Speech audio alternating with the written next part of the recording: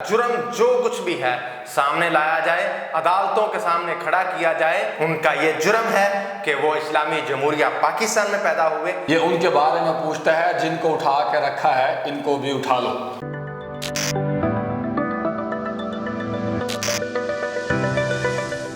अस्सलाम वालेकुम नाज़रीन, मैं हूं आपका मेज़बान AK आज़ाद। आप देख रहे हैं नवाए इंसान। नाज़रीन, इस्लामी जमहूरिया पाकिस्तान में सहाफ़त जो कि सहीफ़े से है, दिन ब दिन मुश्किल पेशा होता जा रहा है। नाज़रीन, सहाफ़त करना यहाँ पर ना सिर्फ मुश्किल बल्कि जुर्म बनता जा रहा है। बदकिस्मती ये है कि हम इस्लामी जमहूरिया पाकिस्तान के वासी हैं और हमें इस तरह की मुश्किलात का सामना करना पड़ता है।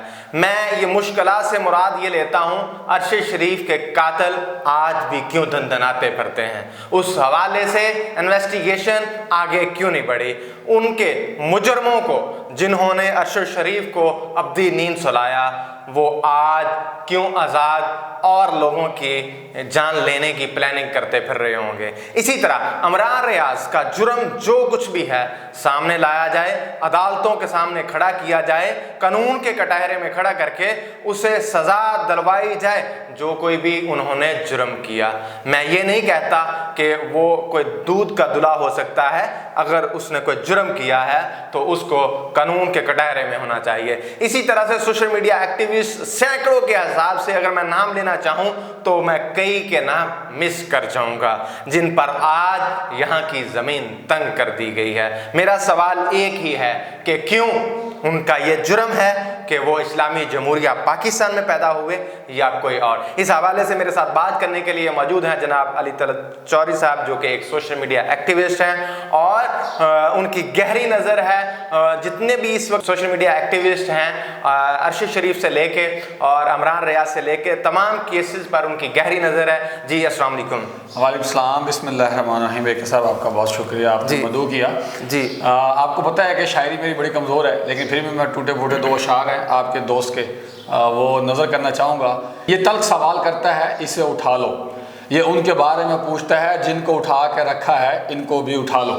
याद है ना, वो इस्लामाबाद से एक शायर आए थे। जी, जी। तो अब जाहिर बात है अरशद शरीफ को तो किनारे लगाया गया क्योंकि वो तल्ख सवाल करता था। अब इमरान खान रियाज को किनारे लगाया गया क्योंकि वो अरशद शरीफ के बारे में सवाल करता था।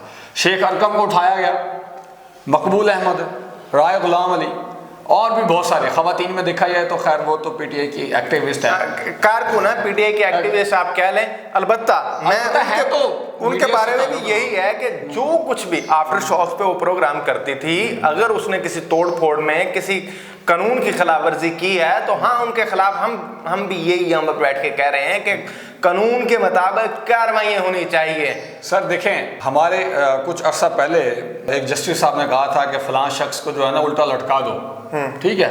तो उस वक्त उस शख्स के जो असिस्टेंट थे उन्होंने कहा था कि ये तो 1973 के आइन की खिलाफ वर्जी कर रहे हैं, और वो शख्स कहता होता था कि 1973 का जो आइन है वो मेरे लिए एक रबिश है, एक कागज़ का टुकड़ा है।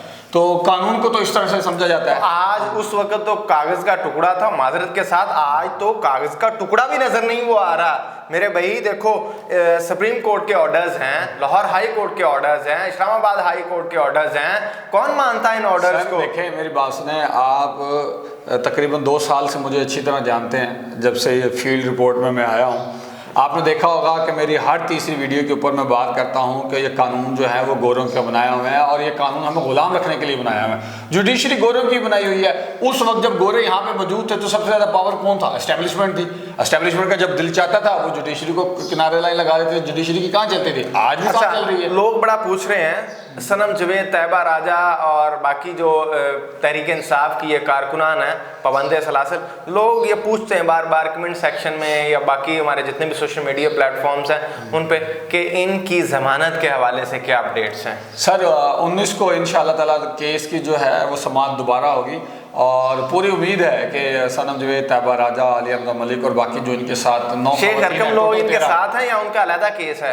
उनका केस साथ ही है और उनकी हेयरिंग भी साथ ही चलती है, लेकिन लास्ट जो हेयरिंग थी उस पर मैं नहीं जा सका, तो इसलिए मुझे उसकी अपडेट नहीं है। अच्छा, एक और चीज मैं इस कानून को जो आपने कागज का टुकड़ा कहा, मैं देखना चाहता हूं। मैंने नहीं कहा, ये किसी और ने कहा था, मैंने तो कोट किया है। चले कागज का टुकड़े की हम वक़्त जानना चाह रहे हैं कितनी है। खदीजा शाह के हवाले से क्या कहना चाहेंगे?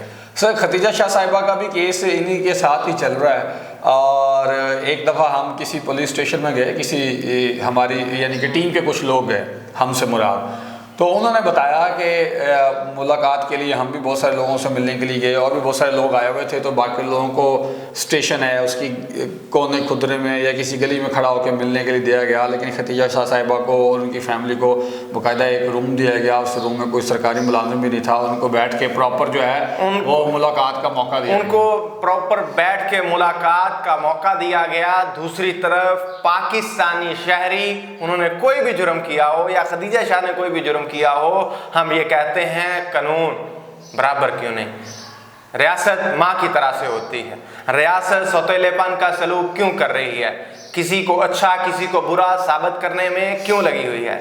नाजरीन, फैसला आपने करना है, आवाम ने करना है। इसी के साथ मुझे अपने मेज़बान AK आज़ाद को इजाज़त दीजिए। देखते रहिए नवा इंसान। अल्लाह निगहबान।